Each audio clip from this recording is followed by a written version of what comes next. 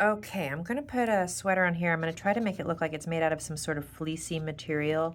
And I'm looking for a recipe. I was going to do it in a peach color. I thought that would be pretty. And then light brown. And then I was like, no, I kind of just did skin tones with those same colors. I'm going to do a dark red. Why? I don't know. I'm not loving that, but I think that's what I'm going to go with. So get a recipe, 1 coat of marker for the base, 2nd coat of marker for the shadows. We are going to want a dark, dark color for some, what have I got here? Dark umber. That'll show up, I think, pretty well. And then we are going to definitely be able to get a nice pop of white on this. Okay, that's my recipe. I think I can do it all with that. I'm going to use this reference photo to give me a sense of where the creases go. I wish I could flip it, but I'll do my best to kind of envision it in my head.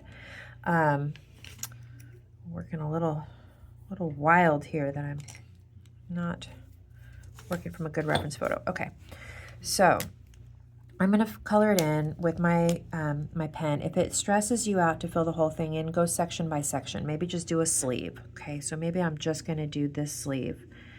And you can go up and down. You can go like side to side the way I am.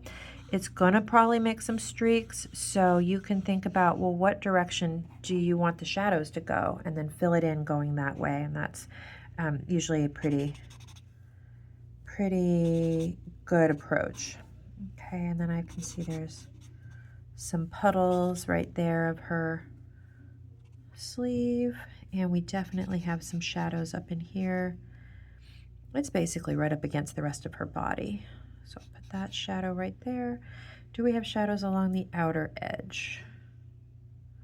Not too much that I'm seeing. Just put a little. Okay. Now I will extra shadow in the inside. Okay.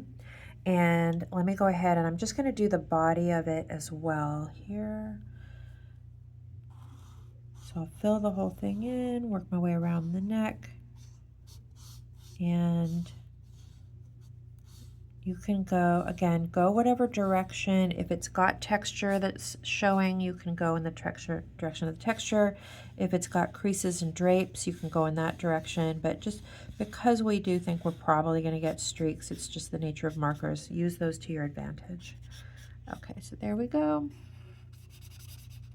I'm going to get that nice little shadow that I can see. We'll let this drop down underneath. And I give it just a little shading up into here. And it's so, like, my brain is hurting trying to flip the picture that I'm looking at while I'm drawing this with you guys. What am I doing here? Okay. I keep trying to, like, I'm getting confused about what side the shadows need to be on. Okay, all right, that's kind of working okay. Let me get this other sleeve in here. And a nice shadow going up in there. And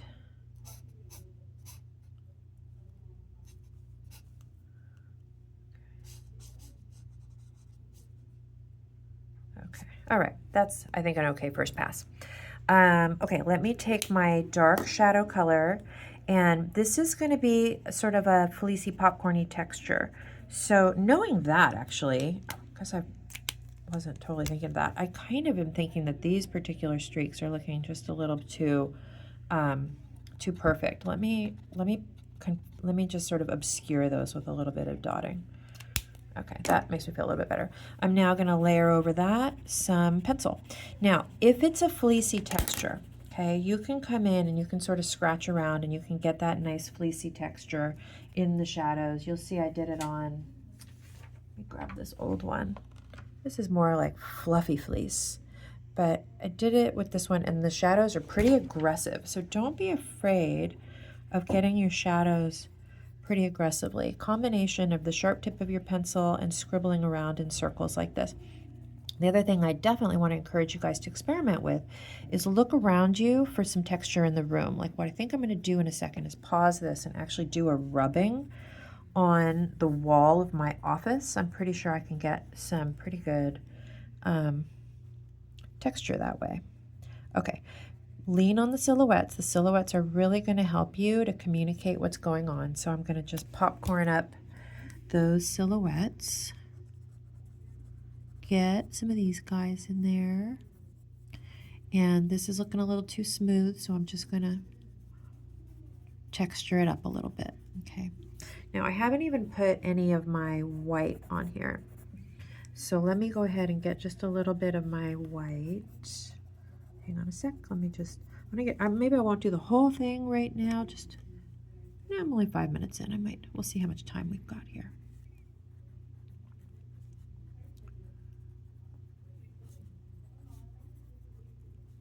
Okay. And we'll get a little texture up through here. Anywhere that just felt a little too flat, I'm just doing a little bit of texture. And then we can do a little bit of this here. Now, in a second, I'm going to get my marker out again, because now that I'm sort of building up the texture of this, I think I can give it a little bit of oomph with my marker. So let me just shade it. Oh, see, I like how that came out. Okay.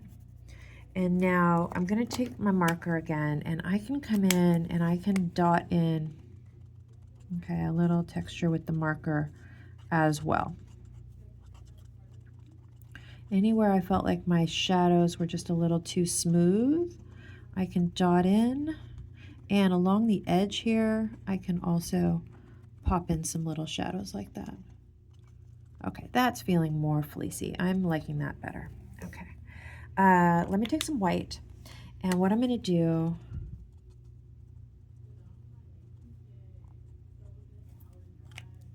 okay, let me take a little white. I'm going to look in my classroom and see if I've got something rough. Let me pause my video.